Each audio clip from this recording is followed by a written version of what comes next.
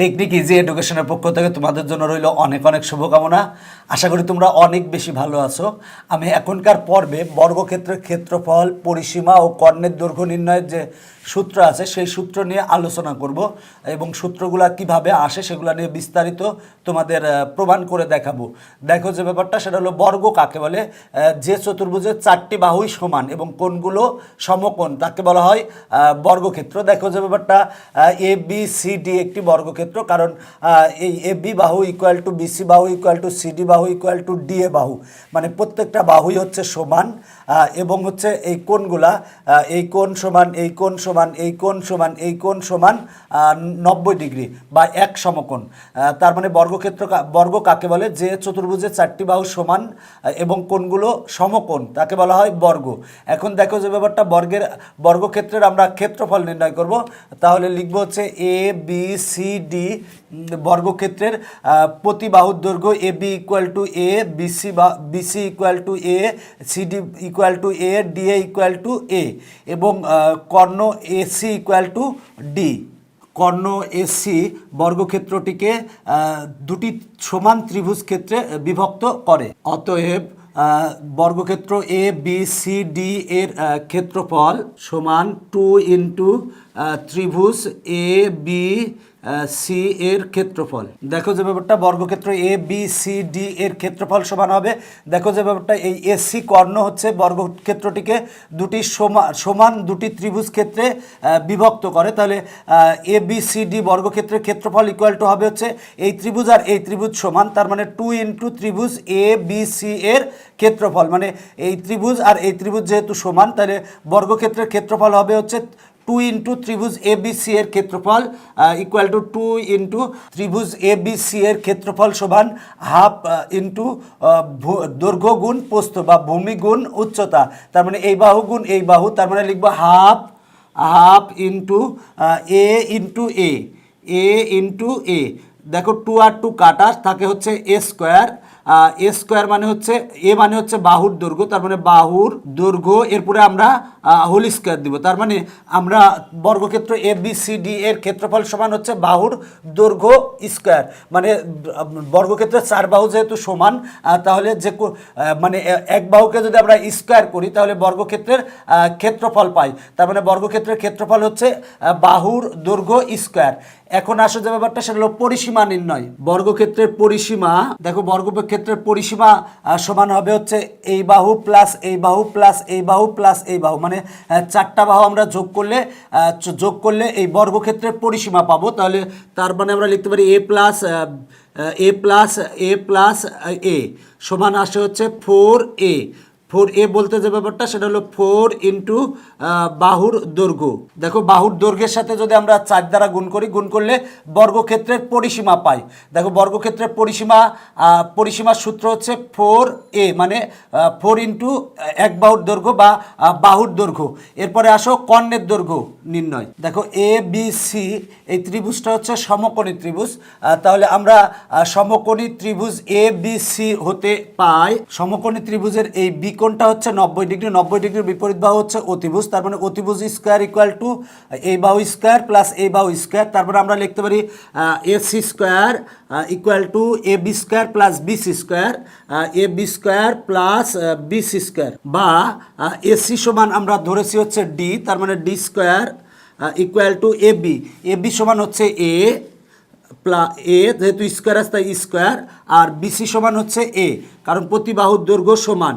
তার মানে লিখতে পারি, দেখো যে ব্যাপারটা, বা D square equal to A square আর এ স্কোয়ার যোগ করলে হয় 2a স্কোয়ার, বা স্কোয়ারটা যদি আমরা পক্ষান্তর করি তাহলে হবে হচ্ছে রুট, তার মানে root over of 2a square. তার মানে আমরা অতএব ডি ইকুয়াল টু পাচ্ছি দেখো √2a। দেখো রুট 2 আর রুট আর স্কোয়ার কাটা যায় থাকে হচ্ছে এ, তার মানে আমরা পাই হচ্ছে মানে কর্ণের দৈর্ঘ্য, বর্গক্ষেত্রের কর্ণের দৈর্ঘ্যের সূত্র হবে হচ্ছে √2 ইন্টু বাহুর দৈর্ঘ্য। দেখো আমরা সূত্রগুলো পেয়ে গেছি, সেটা হলো বর্গক্ষেত্র এ বি সি ডি এর ক্ষেত্রফল, মানে বর্গক্ষেত্রের ক্ষেত্রফল সমান হচ্ছে বাহুর দৈর্ঘ্য স্কোয়ার বাহুর দৈর্ঘ্যকে যদি আমরা বর্গ করি, বর্গ করলে বর্গক্ষেত্রের ক্ষেত্রফল পাবো। আর 4 ইন্টু বাহুর দৈর্ঘ্য, যদি আমরা বাহুর দৈর্ঘ্যকে 4 দ্বারা গুণ করি তাহলে আমরা বর্গক্ষেত্রের পরিসীমা পাবো। আর কর্ণের দৈর্ঘ্য পাবো হচ্ছে √2 এর সাথে যদি আমরা বর্গের বাহুর দৈর্ঘ্য গুণ করি তাহলে আমরা বর্গক্ষেত্রের কর্ণের দৈর্ঘ্য পাবো। এই তিনটা সূত্রই কিন্তু তোমাদের অনেক কাজে লাগবে এই অধ্যায়ের ক্ষেত্রে। দেখো এই অঙ্কটা তোমাদের পাঠ্য বইতে আছে এবং উদাহরণেও আছে, দুইটা অঙ্ক প্রায় একই রকমের। অঙ্কটা হচ্ছে একটি বর্গাকার মাঠের চারিদিকে 5 মিটার চওড়া একটা রাস্তা আছে। এখন বলা আছে রাস্তার ক্ষেত্রফল 500 বর্গমিটার হলে মাঠের ক্ষেত্রফল কত? মাঠের ক্ষেত্রফল বের করতে বলা আছে। এই বর্গাকার মাঠ, আমরা মনে করি যে বর্গাকার মাঠের বাহুর দৈর্ঘ্য হচ্ছে এ। তাহলে দেখো বর্গাকার মাঠের বাহুর দৈর্ঘ্য হচ্ছে এ, তাহলে ক্ষেত্রফল হবে কি? আমরা ক্ষেত্রফল সমান জানি বাহুর দৈর্ঘ্য স্কোয়ার, তার মানে এ স্কোয়ার। এবার দেখো যে ব্যাপারটা বলা আছে বর্গাকার মাঠের চারিদিকে 5 মিটার চওড়া রাস্তা আছে, তাহলে আমরা লিখতে পারি যে রাস্তা সহ বর্গাকার মাঠের এক বাহুর দৈর্ঘ্য, রাস্তা সহ বর্গাকার মাঠের এক বাহুর দৈর্ঘ্য ইকুয়ালটা হবে, দেখো এটা হচ্ছে এ, এই পাশে 5 আছে, এই পাশে 5 আছে, তার মানে লিখবো এ।